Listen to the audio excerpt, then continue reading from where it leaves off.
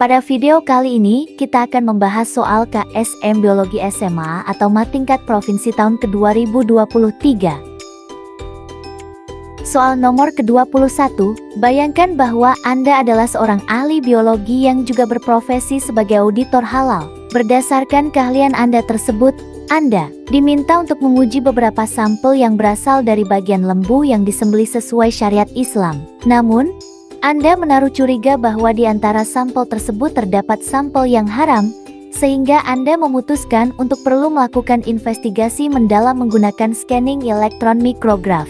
Hasil yang didapatkan menunjukkan gambar di bawah ini.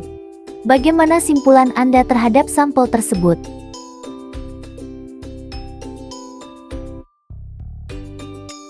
Opsi A, haram, karena sampel yang dimaksud adalah gumpalan darah. Tepat, dari hasil SEM, yang tampak adalah sel-sel berbentuk cakram bikonkav, ini khas eritrosit sel darah merah. Berarti sampel adalah darah menggumpal. Dalam surah Al-Maidah ayat 3 ditegaskan, diharamkan bagimu memakan bangkai, darah, daging babi, dan hewan yang disembelih atas nama selain Allah. Jadi meskipun sapi disembelih sesuai syariat, darahnya tetap haram. Opsi B, halal, karena sampel organ yang dimaksud adalah hati. Salah, hati memang organ halal dari hewan yang disembelih syari. Tetapi gambar SEM tidak menunjukkan struktur jaringan hati, melainkan eritrosit darah. Jadi alasan dan kesimpulannya salah. Opsi C, haram, karena sampel yang dimaksud adalah kotoran. Salah, kotoran memang najis, tetapi gambar SEM jelas menunjukkan sel darah merah, bukan kotoran. Ayat yang dirujuk surah Al-Baqarah 168 juga tidak spesifik membahas kotoran, melainkan perintah memakan yang halal dan baik. Jadi tidak sesuai. Opsi D, halal, karena sampel organ yang dimaksud adalah jantung bercampur darah. Salah, jantung dari hewan halal memang boleh dimakan. Tetapi jika masih tercampur darah beku, bagian darahnya tetap haram. Selain itu, gambar SEM tidak memperlihatkan otot jantung, melainkan sel darah. Kesimpulannya, jawaban paling tepat adalah A, haram, karena sampel yang dimaksud adalah gumpalan darah, Quran Surah Al-Maidah ayat 3. Soal nomor ke-22, interaksi pada warna sisik ikan glowfish memperlihatkan perbandingan fenotip 15 transparan dan 1 bersisik gelap. Jika ikan bersisik transparan A besar B besar B besar disilangkan dengan ikan bersisik gelap A kecil B kecil, kemudian keturunannya diuji silang dan dihasilkan 640 ekor ikan, maka banyak ikan yang bersisik gelap adalah setara dengan jumlah. Penjelasan lengkap langkah demi langkah. Dari pernyataan, perbandingan fenotip 15 transparan.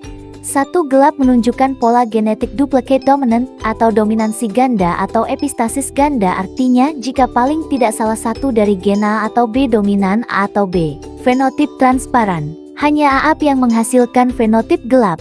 Kedua, tentukan proporsi hasil test cross. Induk 1 F1 A besar A kecil B besar B kecil. Gamet yang mungkin dan frekuensinya A besar B besar 1/4, A besar B kecil 1/4, A kecil B besar 1/4, A kecil B kecil 1/4. Induk 2 tester A kecil B kecil B kecil, hanya gamet A kecil B kecil. Perpaduan tiap gamet F1 dengan gamet A kecil B kecil menghasilkan 4 genotip masing-masing 1/4, seperti berikut. Jadi proporsi fenotip 3 transparan. 1 gelap artinya 1/4 25% keturunan gelap pada tes cross. Ketiga, hitung jumlah ikan gelap pada 640 keturunan. Jadi 160 ikan akan bersisik gelap pada kondisi tes cross ini. Keempat, kaitkan angka 160 dengan opsi soal Asmaul Husna. Soal mengkodekan jawaban numerik dengan pasangan urutan Asmaul Husna, misal, Al-Mutakabir dikalikan dengan Al-Wahhab, dan lain-lain. Kita pakai nomor urut Asmaul Husna yang lazim dipakai di banyak daftar yang umum di buku atau daftar lokal. Al-Mutakabbir urutan ke-10, Al-Wahhab urutan ke-16. Kalikan 10 ke 10 16 sama dengan 160. Ini tepat sama dengan jumlah ikan gelap hasil tes cross 160.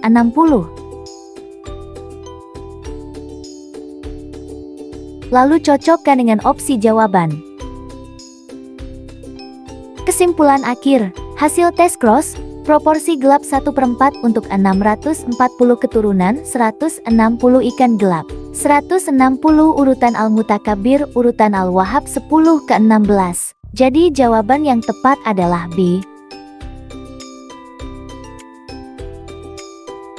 Soal nomor ke-23. Perhatikan gambar tanaman berikut ini. Tanaman tersebut adalah salah satu tanaman yang disebutkan dalam Al-Quran.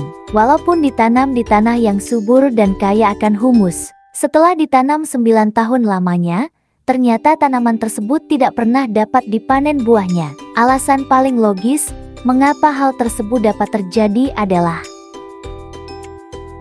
konsep biologi. Kurma adalah tanaman dioecious, artinya bunga jantan dan bunga betina terdapat pada pohon yang berbeda. Agar berbuah, pohon betina harus dibuahi serbuk sari dari pohon jantan. Jika hanya menanam pohon betina saja, atau pohon jantan saja, maka tidak akan ada buah. Opsi A, tanaman tersebut dioecious, berjenis kelamin jantan. Quran Surah Ar-Ra'd ayat 4. Jika yang ditanam hanya jantan, wajar tidak berbuah, karena hanya menghasilkan serbuk sari. Masuk akal. Opsi B, tanaman tersebut dioecious, berjenis kelamin betina. Quran Surah Maryam ayat 23. Jika yang ditanam betina tanpa jantan, juga tidak berbuah, karena tidak ada serbuk sari untuk membuahi. Juga masuk akal. Opsi C, tanaman tersebut monoecious, jantan. Quran Surah Maryam ayat 23. Kurma bukan monoecious, tapi dioecious. Jadi pernyataan ini salah. Opsi D, tanaman tersebut monoecious, betina. Quran Surah Ar-Ra'd ayat 4. Sama seperti opsi C, kurma bukan monoecious, sehingga pernyataan ini juga salah. Kesimpulan, jawaban benar antara A dan B. Jika pohon yang ditanam jantan, hasilnya hanya bunga jantan tidak berbuah. Jika pohon yang ditanam betina, hasilnya bunga betina tapi tanpa penyerbukan juga tidak berbuah. Namun, kasus yang paling sering terjadi di lapangan, orang membeli bibit kurma tapi ternyata yang tumbuh adalah jantan saja, maka tidak akan pernah ada buah. Jadi jawaban yang paling logis adalah H. The following table describes a comparison of the characteristics of the integumentary system of organisms. Which statement is true regarding organism C, 2, 3, 4 and V?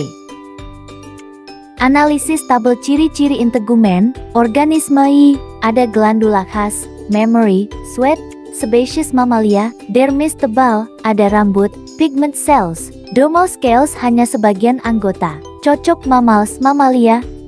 Organisme 2, tidak ada skin glands, kecuali uropygial gland khas burung aves, dermis tipis, dermal scales absent, cocok aves burung.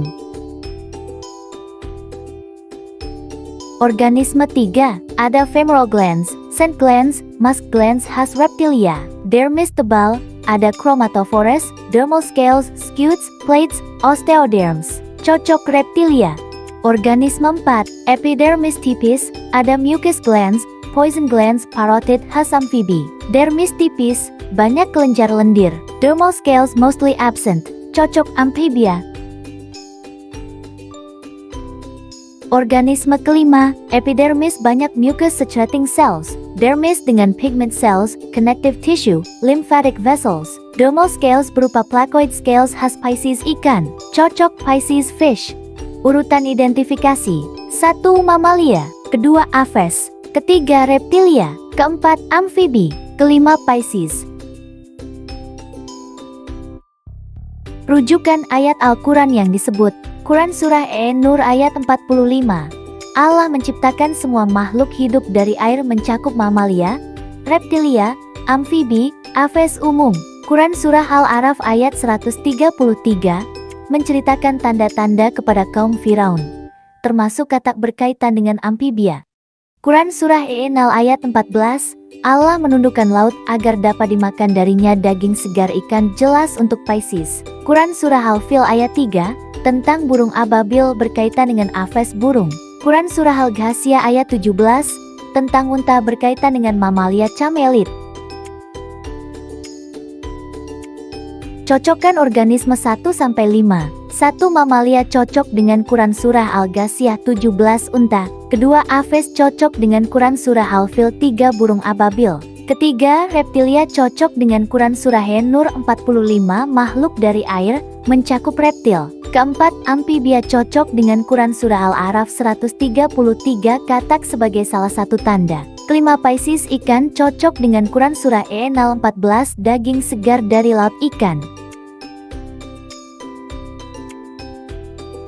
Cek opsi jawaban. A. Salah, karena mengaitkan reptilia dengan E-Nal 14 padahal harus An-Nur 45. B. Salah, karena mengaitkan mamalia dengan E-Nal 14 padahal harus Al-Ghasiyah 17. C. Salah, karena mengaitkan mamalia dengan Al-Ghasiyah 17 benar, tapi Pisces dengan E-Nal 14 dianggap salah di opsi itu. D. 1. Mamals Al-Ghasiyah 17 benar. Kedua, aves Al-Fil 3 benar. Ketiga, reptilia An-Nur 45 benar. Keempat, amfibia Al-A'raf 133 benar. 5. Pisces An-Nal 14 benar. Semua cocok sempurna. Kesimpulan, jawaban yang paling benar adalah D. Soal nomor ke-25. Hasil penelitian David Wilby et al. 2015 tentang optik fotoreseptor kerucut pada seekor hewan yang memungkinkan untuk hewan tersebut dapat melihat malaikat. Penelitian tersebut menjelaskan bahwa hewan yang dimaksud pada penelitian memiliki karakteristik indera penglihatan di antaranya. Jika hasil penelitian tersebut adalah penjelasan di antara gambar hasil penelitian berikut ini, gambar manakah yang merepresentasikan hasil penelitian di atas? Pertama, inti penelitian. Penelitian ini menggunakan berbagai teknik SEM, DHM, dan lain-lain untuk mengkaji struktur fotoreseptor kerucut tunggal. Elemen yang diteliti, ellipsoid E, all droplet OD, dan outer segment OS. Hasil ketiganya adalah elemen bias utama yang memungkinkan burung aves dapat melihat dalam spektrum luas, termasuk ultraviolet UV. Hal ini menjelaskan secara biologis kemampuan burung melihat apa yang tidak tampak oleh manusia dalam konteks soal malaikat.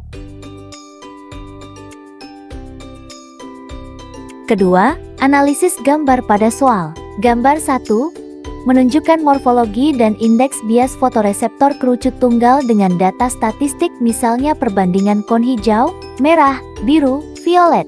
Gambar 2 menunjukkan spektrum sensitivitas panjang gelombang NM untuk kon merah, hijau, biru lebih ke fungsi spektral, bukan detail struktur bias. Gambar 3 menunjukkan intensitas medan yang disimulasikan dalam ellipsoide, oil droplet OD, dan outer segment OS persis seperti yang dijelaskan pada deskripsi penelitian di soal.